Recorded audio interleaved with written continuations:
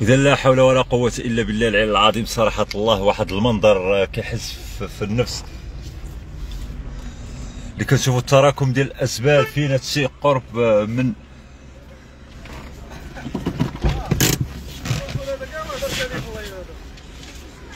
إذا من العيب والعار بأننا كندوزو من تمسنا وكنلقاو التراكم ديال الأزبال في غياب تام المسؤولين عن قطاع النظافة. من العيب والعار بأننا كيجيونا اتصالات من ساكنة تمسنا وكنلقاو بأن المدينة كتغرق بالأزبال. من العيب والعار بأن مدينة تمسنا واحد المدينة اللي هي ملكية إلا كنلقاو التراكم ديال الأزبال وكذلك الكلاب الضالة. من العيب والعار. إذا متابعي الكرام متابعين صفحة صوت التمارة تنقل لكم هذه الكارثة اللي بتمسنا وفينا هادشي قرب من الملعب القرب وكذلك أمام أعين الساكنة.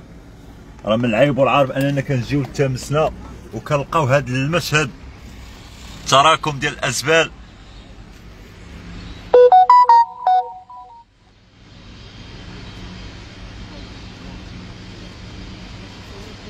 فينا هادشي قرب من الملعب القرب.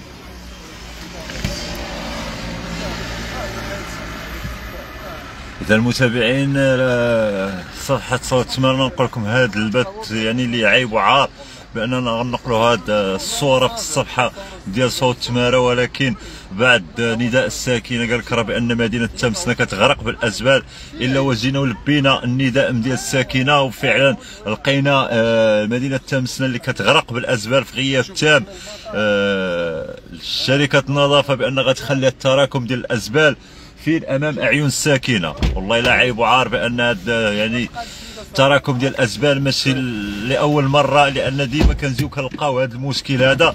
اذا هنا كيبين بان هذه الشركه هذه ما بغاوش يخدموا. اذا لما كنتوش باغي تخدموا خليو، راه كاينين شركات باغيين يخدموا. حنا في هذه الجوله بمدينه تمسنا الا وغنزيدوا نقربوكم من الاحياء ديال تمسنا كيفاش كتغرق بالازبال غياب تام شركه النظافه، في غياب تام المسؤول اللي صراحه الله المسؤول عن قطاع النظافه اللي داير نضاضر وكيتصور. اسيدي الا بغيتي تصور اجي وتصور هنايا لقاو بان المدينه نظيفه، وديك الساعه التقط لك الصور اسيدي وخود لك نفس في الصور. راه من العيب والعار بان كنجيو شوف على حاله. مازال غنقربوكم وغتشوفوا الكارثه اللي هي اكثر واكثر، الكلاب الضاله وكذلك التراكم ديال الازبال في غياب تام المسؤولين ديال تمسنا. هنا كنوجهوا رسالتنا لشي مسؤول باش يجي يوقف على هاد الكارثه اللي صراحه الله بان تمسنا راه ديما وكنشوفوا كنحطوا صور الا كنجيو هادشي امام اعين الساكنه. راه من العيب والعار والله من العيب.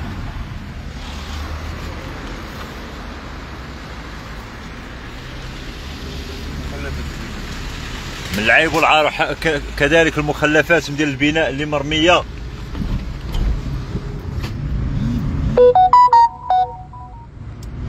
شو على حالك كيفاش؟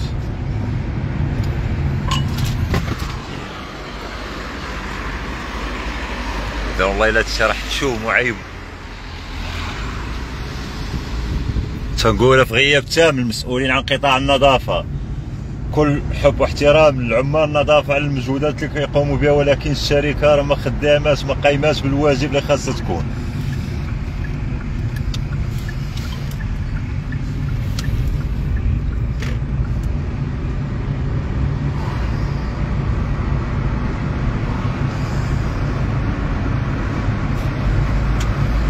لان جماعه سيدي يحيى الزعير اللي كتسير واحد المدينه اللي مدينه ملكيه اللي تمسنا وسيدي يحيى من العيب والعار، من العيب والعار فعلا. اذا رسالتنا الى المسؤول عن قطاع النظافه باش ينوض يتحرك، لان راه من العيب والعار بان غنقولها مره اخرى، راه من العيب والعار بان واحد المدينه اللي هي مدينه ملكيه وبان كنلقاو هاد الشركه المكلف لها بقطاع النظافه كنجيو كنلقاو تراكم ديال الازبال. وشحال الساعه دابا سيدي؟ السؤال الوحيد للجميع، واش كاين المجلس البلدي في تمسنا؟ الا ما كانش عمر تمسنا من تزيد القدام، عقلوا على كلامي. فعلا لا حيت المرسيديه راه غتزيد قدام تمسنا الا لقينا فعلا رئيس او مسؤول اللي هو واقف على المدينه غنلقاو بان المدينه غتزيد قدام. ولكن كما قلتي اخي العزيز، واش كاين المجلس بلدي في تمسنا؟ الا ما كانش عمر تمسنا غتزيد القدام. تمسنا اللي كيجيونا ديما اتصالات والصور من بعض الساكنه اللي تيقول لك راه والله الا حشومه باننا مازال كنعانيو من التراكم ديال الاسباب. باش غنشوفوا مدينه تمسنا بان غتزيد قدام الا كنشوفوا تراكم ديال الازبال. حنا في هذه الجوله بشوارع تمسنا الا كنلقاو كل بلاصه الا كتلقى فيها بؤر ديال الازبال اللي كتعطي واحد الصوره خايبه للمدينه. وحتى الساكنه راه ما راضياش بهاد. شوفوا غير الجنبات، شوفوا الجنبات كيفاش دايرين، الجنبات كله بالنسبه لحاشاكم. ما بالك غنهضروا على الحفاري والكارثه. انت شوف ضرب شي هاد الحفره خصك تدير رويضه. والناس راه كتخلص الضرائب ديالها، كتخلص هادي وتجي كتلقى بان تمسنا كل حفاري راه من العيب والعار والله.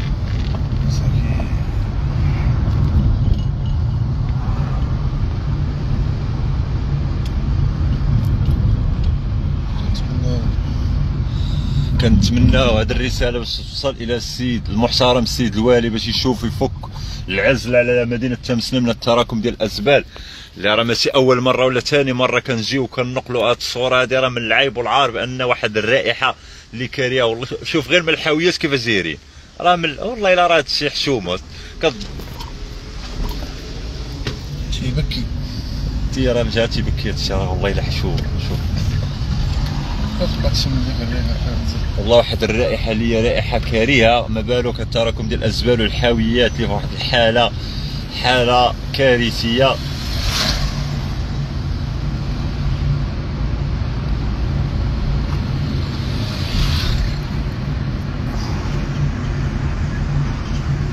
انا هو هذا السؤال اللي صراحه الله اللي غنطرحوا على المسؤولين اللي واضعين واحد الحاويات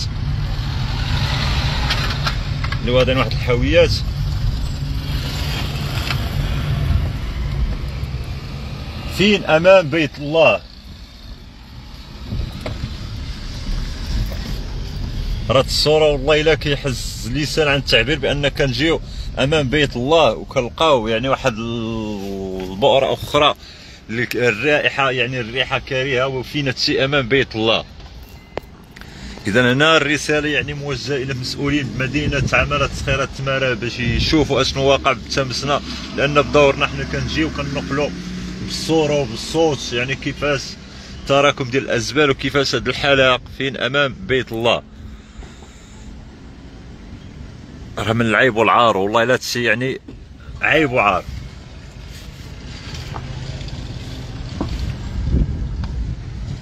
هادشي امام اعين السلطات والمسؤولين.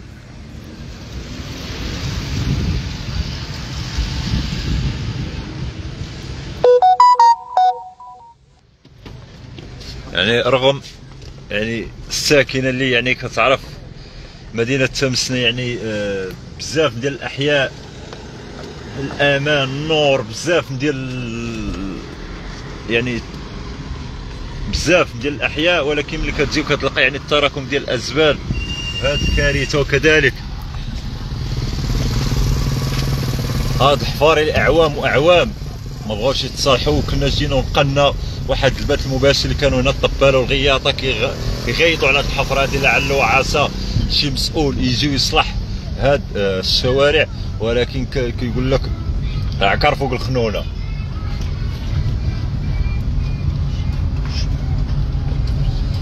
يعني فعلا الكرش الشبعانه ما كتفكرش في الجيعانه. اذا اليوم كنوجهوا الكرش الشبعانه ما كتفكرش في الجيعان، ولكن راه من العيب والعار. اقسم بالله والله العظيم تكون المحاسبه. اما اليوم كنشوفوا السيارات الجماعه السبت والاحد المصلحه الخاصه اتحدى سير حدا اي جماعه في الجمعات العشيه وشوف واش باقا شي سياره. اخي العزيز حنا بدورنا كنقلوا دائما بالصوره وبالصوت يعني السيارات ديال الجماعه اللي كيخرجوا في الوقت اللي يعني ماشي في وقت ديال العمل وكيخرجوا تيقضيو المصالح الشخصيه ديالهم. اخي كريم، صورنا ما مره ما جوج بان السيارات الجماعه كيخرجوا ماشي في الوقت ديال العمل، ولكن تيخرجوا تيقضيو المصالح العائليه وكذلك المصالح ديالهم، ما كيقضيوش المصالح ديال المواطنين. اسم جوهرة الزعير، ولكن ما كنشوفوا جوهرة الا كنشوفوا التراكم ديال الازبال، وكنشوفوا هذه الكارثه في غياب تام المسؤولين عن قطاع النظافه. تنقول لهم من العيب والعار بان كنتزولوا في شوارع المدينه وكنلقاو هذا التراكم ديال الازبال في غياب تام. هانتوما كتشوفوا بان الجنبات ديال الحاويات الا كتلقاو واحد التراكم ديال الازبال، كيجيو مره يخويو الازبال وما كيرشوش هذاك البرودوي ديال باش تحيد الرائحه ولا ديك العصاره ديال الماء. يعني ما كيجيوش يرميو ديك الدواء باش يقتلوا دوك الحشرات وديك الرائحه، الا وكيجيو باش يبينوا واحد الصوره تيخويو الازبال ويعطيو واحد الصوره على المدينه تمسنا. ولكن دورنا حنا كنجيو كنبينوا بان لا زالت مدينه تمسنا كتعيش تراكم ديال الازبال، وفي غياب تام المسؤولين عن قطاع النظافه وكذلك رئيس جماعه سيدي يحيى الزعير اللي كيسير واحد المدينه اللي هي مدينه ملكيه، مدينه اللي كتعرف تكاتل كبير ديال الساكنه. ولكن باقي تنشوفوا بان سيدي يحيى الزعير هي اللي كتسير تمسنا. جماعه قرويه، منتزه امامك. اما المنتزه السي كريم فعلا المنتزه هو في واحد الحاله اللي صراحه الله حاله يعني غنقدرش نوصف لك اخي كريم، ولكن بانك ملي كتكومونتي كتهضر يعني على هاد الاشياء فعلا راه كاين واحد.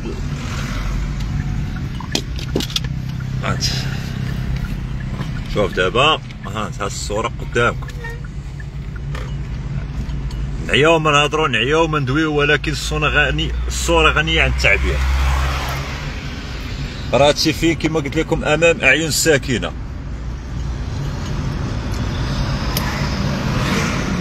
تشوف راه في غياب تام، حتى يعني الحاويات في واحد الحاله كارثيه، حتى من الغسيل راه ما كيتغسلوش. شوف الحاويه في المليوحه.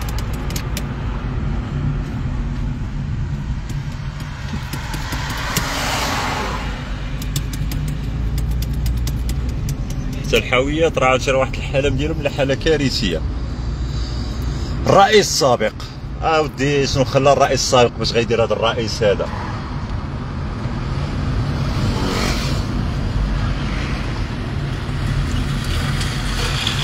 شوف تمسنا لولا السيد الوالي الا كنا غنشوفوا كارثه مورا كارثه، ولكن السيد الوالي الواقف على الصغيره والكبيره.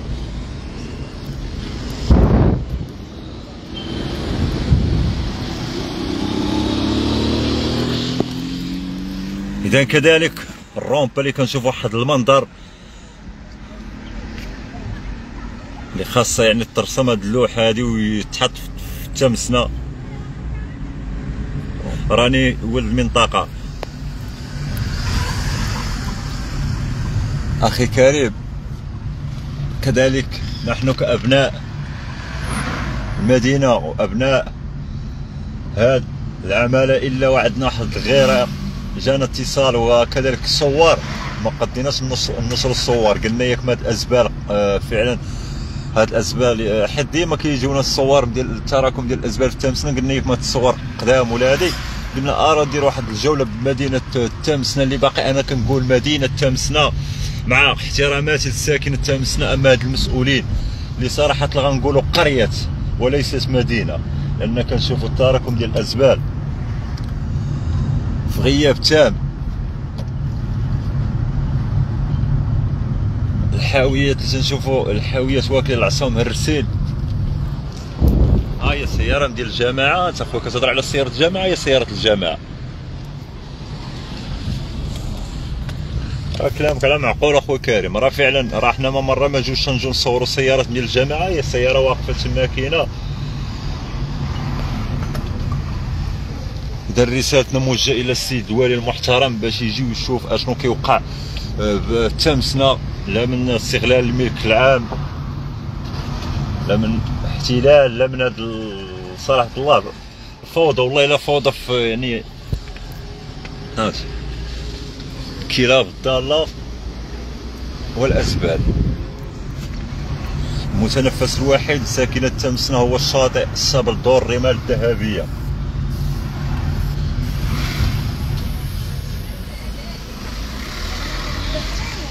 بالنسبة عاوتاني راه مجانبات بدون حاوية لا والو.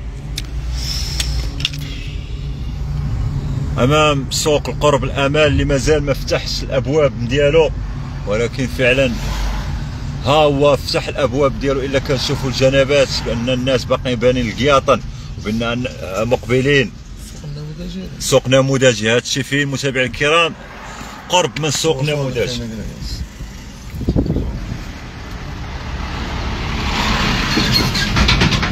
فين هذا الشيء يعني كنشوفوا قرب من السوق النموذجي ديال الامان اللي مازال ما فتحش يعني الابواب ديالو، ولكن كنشوفوا ان القياطن وحنا مقبلين على التنظيم. فعلا هذا هو السوق النموذجي، يعني حنا مقبلين على التنظيم تظاهرات كرويه، ولكن مازال كنشوفوا بان تمسنا مازال كتعيش العشوائيه لا في التنظيم لا في بزاف د الحوايج. القياطن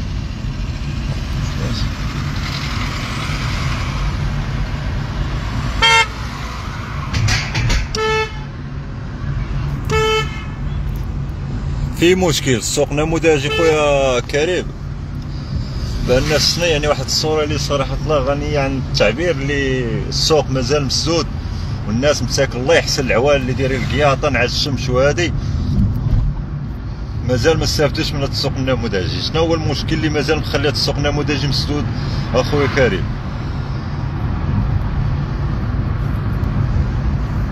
إذا رسالتنا موجهة إلى المسؤولين عن قطاع النظافة وكذلك رئيس جماعة سيدي يحيى الزعير، اللي غنقول بأن خارج التغطية أو في سباس عميق، لأن كنشوفوا تراكم ديال الأزبال، وهذا يعني المشكل اللي ما بغاش يتحل. ما مرة ما جوج جينا صورنا هاد الأزبال. علاش هادي نقية والاخرين لأن هنا الوجيم ديال بعض الساكنة هنا يعني حاويه بانها قديمه في واحد الحي اللي هو نقي. بغينا نشوفوا هاد الحاويات كما غنشوفوهم هنايا نقيين، نشوفوهم حتى في بعض الاحياء. النظافه ما كايناش. سناء فعلا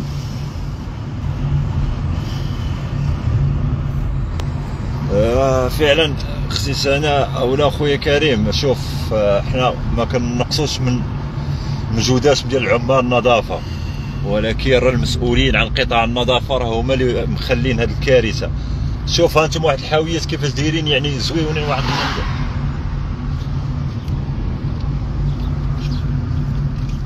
هنا شوف الحاويه كيفاش دايره والحاويه اللي كيفاش دايره.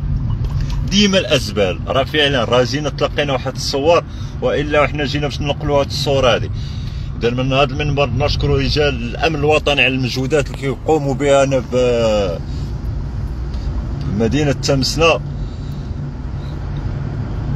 كانوا نقط سوداء بمدينه تمسنا، كان حتى يعني التجار في المخدرات، ولكن بالمجهودات ديال رجال الامن اللي صراحه الله نقص الاجراء، ما بقاتش يعني كما تنقولوا البؤره ديال الاجرام وكذلك المرارات وبزاف د الحوايج بالمجهودات ديال رجال الامن. ولكن كنجيو تلقاو الكارثه اللي مازال يعني اللي هي التراكم ديال الازبال. علاش لقاو ان هذا الحي نظيف؟ لان كيسكنوا فيه مسؤولين. راه من العيب والعار بان غنجيو لواحد النقطه غنلقاوها نظيفه وغنمشيو لواحد النقطه انت كلها كل حدا دار دايرين فيها الحاويه. حاويه خاصه بالرقم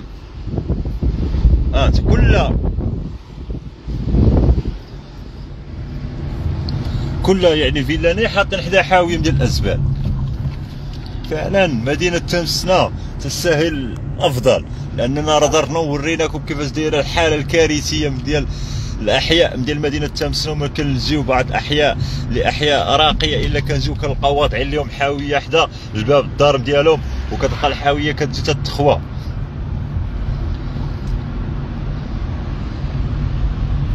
من العيب والعار على مسؤولين مدينه تمسنا في هذه الحاله الكارثيه اللي صراحه الله من العيب والعار بان تنقول لكم تنجيو كنلقاو التراكم ديال الازبال. اخي مدينه عين عتيق تتقدم على التمسنا. عين عتيق حتى هي لا زالت الشركه المفوض لها قطاع النظافه بان شركه اخرى ماشي نفس الشركه، بان حتى هي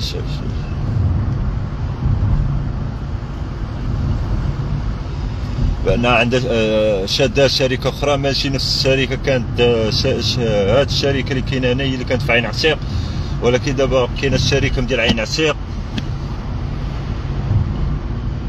اللي مكلفه بهادشي ديال الازبال اللي في عين عتيق وكاينه في هرهوره. اما تمسنا لا زالت الشركه القديمه هي اللي يعني تنشوفوا مازال المشكل هو نفس الاشكال.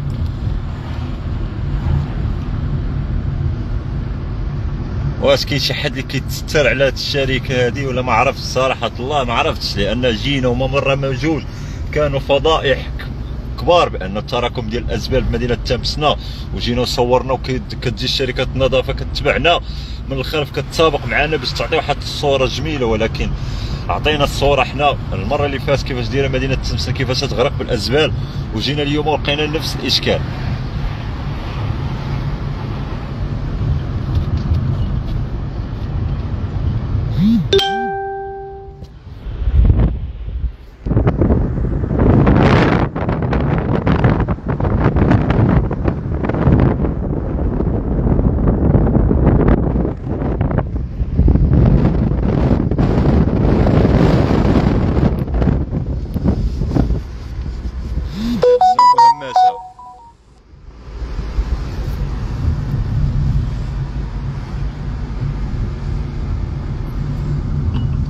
إذا مشكورين رجال الأمن على المجهودات اللي كيقوموا بها على الحملات اللي كيقوموا بها ليلا ونهارا.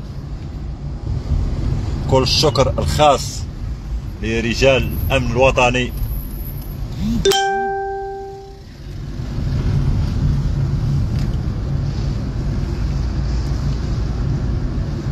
بأن كنشوفوا رجال الأمن داخلين يعني الأماكن اللي كيحاولوا باش يشوفوا شنو واقع اسو طاري، ولكن الحمد لله الامن والامان في تمسنا. ولكن الكارثه اللي كنلقاوها هي التراكم ديال الازبال.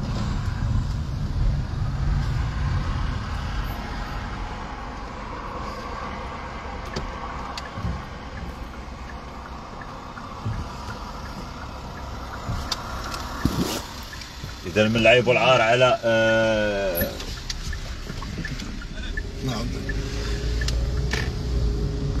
من العيب والعار على المسؤولين عن قطاع النظافه. المشكل ديال النظافه كيساهموا فيه حتى المواطنين، بنادم كيخلي الحاويات ديال الازبال وكيرمي في الطرقان وفي جنبات العمارات. فعلا راه كاين بعض يعني المواطنين اللي ما كيحترموش، ولكن فعلا بان ملي كتجي كتلقى الشركه حتى هي ما قايماش بالواجب، والا المواطن حتى هو كيساهم في هذه الكارثه هذه. لان المواطن ملي كيجي وكيلقى مواطن ملي كيجي وكيلقى بان التراكم ديال الازبال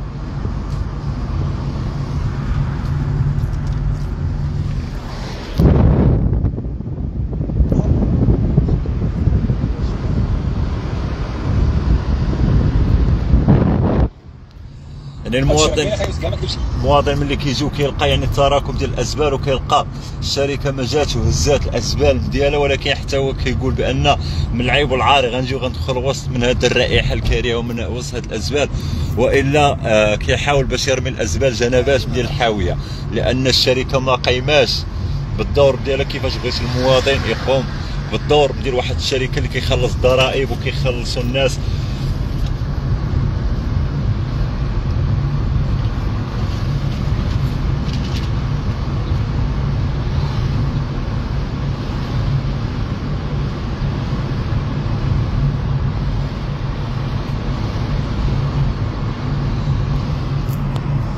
شوف اخي كريم، بان راه تنقولوا بان جماعه سيدي يحيى زعير مازال كتسير واحد المدينه اللي مدينه ملكيه، راه يعني باقي كتعيش يعني في عهد ديال القريات والباديه، وهذه راه كيف يعقل بان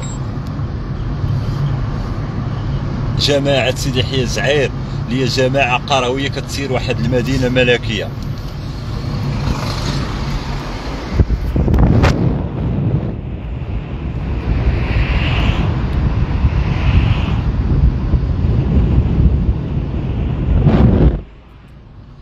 مع ارتفاع درجه ديال الحراره والتراكم ديال الازبال راه كيعطي واحد الرائحه اللي صراحه رائحه كريهه. في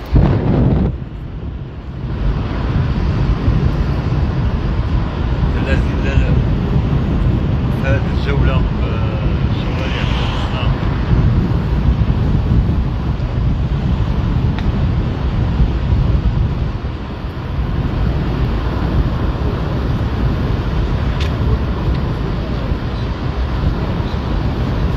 واحد الحاويات فين واضعينهم، وراه والله الا تجي تضرب في الخاطر راه خاص يعني راه خاص المسؤولين يعني هنا ديال التمسنا يتحركوا يشوفوا علاش بعض الاماكن اللي واضعين فيهم واحد الحاويات نظافات وكتجي هنا الشوارع ديال التمسنا كتلقى التراكم ديال الازبال وكتلقى عزيز غنجا نحيدك الحاويات في واحد الحاله كارثيه.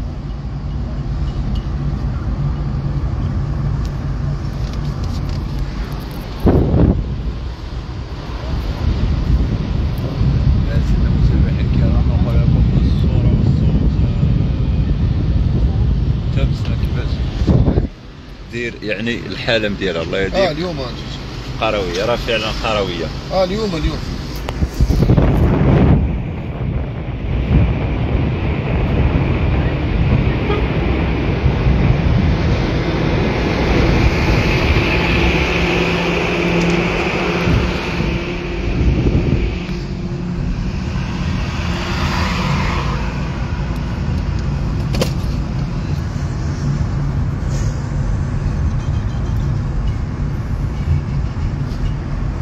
إذا المتابعين الكرام غنحاولوا باش نختموا معكم هذا البث المباشر. إلا انتم شوفوا على حاويات حتى من القصيره ما كيتغسلوش اولا من برودوي ولا هذا ما كيطرش. وكذلك السوق النموذجي، السوق النموذجي اللي مازال ما فتحش الابواب ديالو. كنشوفوا بان منظر تحس في النفس باننا غنقلوا هذا المنظر هذا امام السوق النموذجي، امل واحد الله يسهل على اي واحد، الله يسهل على اي درويش يبيع ويشري، ولكن يجب على الجماعه وعلى المسؤولين وعلى المنتخبون يتحركوا شويه في مدينه تمسنا. مدينه تمسنا كتستاهل الاحسن، مع يعني كنعرفوا الساكنه اللي كتسكن هنا في تمسنا، لا من رجال الامن لا من رجال الدرك لا من المسؤولين كيسكنوا هنا في تمسنا، ولكن راه من العيب والعار بان كنجيو كنلقاو التراكم ديال الازبال ها انتما امام السوق النموذجي. اذا المتابعين الكرام غنختم معكم هذا البث المباشر كلمات استودعكم الله الذي لا تضيع ودائع الا بث مباشر اخر. السؤال علاش ما خدمش خويا كريم؟ كنا جينا ونقلنا يعني بث مباشر من السوق ديال النموذج، ماشي هذا الاخر اللي كانوا جابوا الناس فيه وكانوا بعض المشاكل. غنحاولوا باش نطرقوا لهذا الموضوع. السوق ما خدامش، غنحاولوا نطرقوا لهذا الموضوع مره اخرى، ولكن غنحاول نختم معكم هذا البث المباشر. كلمه استودعكم الله الى بث مباشر اخر.